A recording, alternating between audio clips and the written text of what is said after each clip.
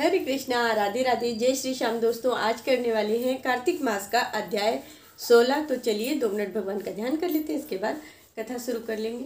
बोलो कृष्ण कन्हैया लाल की जय। भजमनि नारायण नारायण नारायण, लक्ष्मी नारायण नारायण नारायण, गोविंद नारायण नारायण नारायण, राधे नारायण नारायण नारायण। तो चलिए, हाथ में तुलसी दल ले लेंगे। अगर फूल है आपके पास तो फूल ले लीजिए। मैंने तुलसी दल ले लिया है और फूल ले लिए हैं। राजा पृथु ने कहा, नारद जी, यह आपने महाप्रभु शंकर जी की बड़ी अद्भुत कथा सुनाई है। कृपा कर अब आप यह बतलाइए कि उस समय राहु उस पुरुष से छूटकर कहाँ गया। जब राजा पृथु ने देवऋषि नारद से ऐसा प्रश्न पूछा तो देवऋषि ने कहा, उससे छूटने पर वह बर्बर नाम से विख्यात हो गया और मानो नया जन्म पाकर उसने अपने आप को धन्य माना। वह धीरे धीरे जलंधर के पास गया। वहां जाकर उसने शंकर जी की चेष्टा कही। उसे सुनकर दैत्यराज को बड़ा क्रोध आया और उसने उस सब दैत्यों को सेना सजाने की आज्ञा दी। काल नेमी और शुंभ निशुंभ आदि सभी महाबली दैत्य तैयार होने लगे। एक एक महाबली दैत्य करोड़ों की संख्या में निकलकर युद्ध के लिए संबद्ध हो गए। महाप्रतापी सिंधु पुत्र शिव जी से युद्ध के लिए निकला।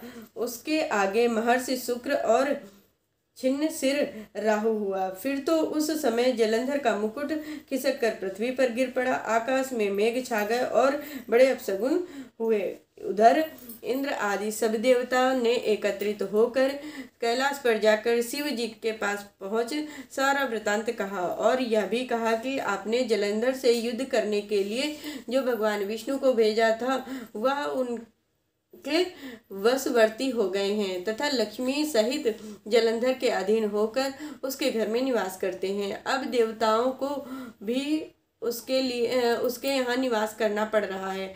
अब वह सागर पुत्र आपसे युद्ध करने के लिए आ रहा है, अतः आप उसे मारकर हमारी रक्षा कीजिए।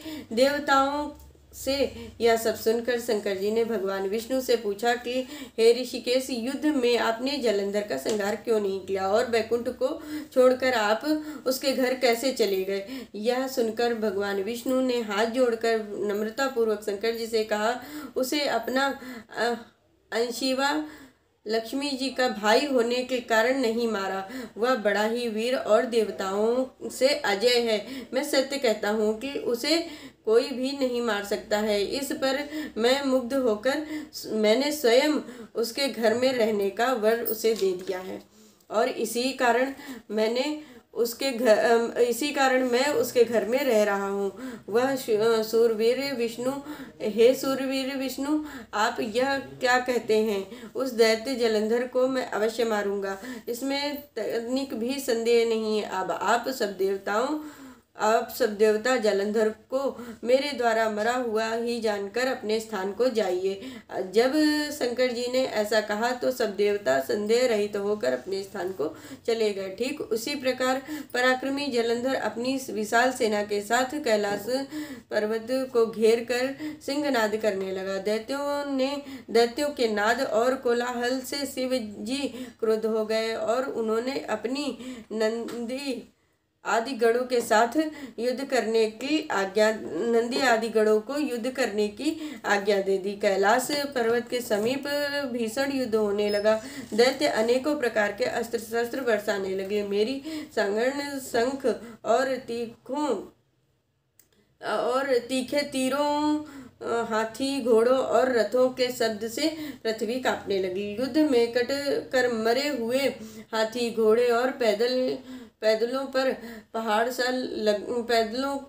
पहाड़ सा लग गया, जिससे कि युद्ध भूमि और भी आगम्य हो गई। दैत्यों के आचार्य शुक्राचार्य जी अपनी मृत संजीवनी विद्या से सभी सब दैत्यों को जिलाने लगे। यह देखकर शिव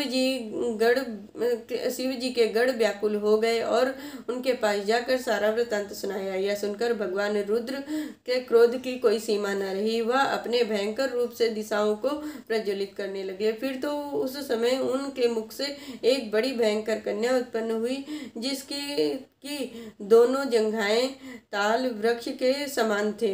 वह युद्ध भूमि में जाकर असुरों का चर्वण करने लगी। तब युद्ध भूमि में इस प्रकार विचरने लगी कि शुक्र जी के समीप जा पहुंची और उन्हें शीघ्र ही अपने उदर में विलुप्त कर लिया। फिर स्वयं भी अंतर्ध्यान हो गई। शुक्र के विलुप्त हो जाने पर दैत्यों का मुख मलिन हो गया और वह युद्ध भूमि छोड़कर भाग गए।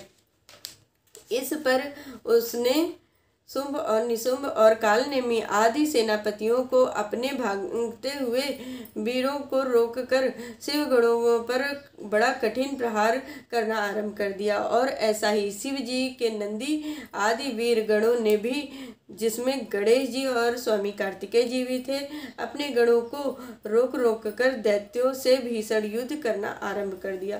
बोलो कृष्ण कन्हैया लाल की जय, लक्ष्मी नारायण भगवान की जय, गौरी शंकर भगवान की जय। श्रीमन्नारायण नारायण नारायण, गोविंद नारायण नारायण नारायण, लक्ष्मी नारायण नारायण नारायण, गोविंद नारायण नारायण नारायण। बोलो लक्ष्मी नारायण भगवान की जय, बोलो गौरी शंकर भगवान की जय। मैंने आप सभी लोगों से आज कार्तिक मास का अध्याय 16 कहा है। इस कथा को ज़्यादा से ज़्यादा शेयर करिए। जो लोग कार्तिक का स्नान कर रहे हैं उन लोगों तक इस कथा को ज़्यादा से ज़्यादा पहुँचाइए। जय श्री कृष्णा, राधे राधे।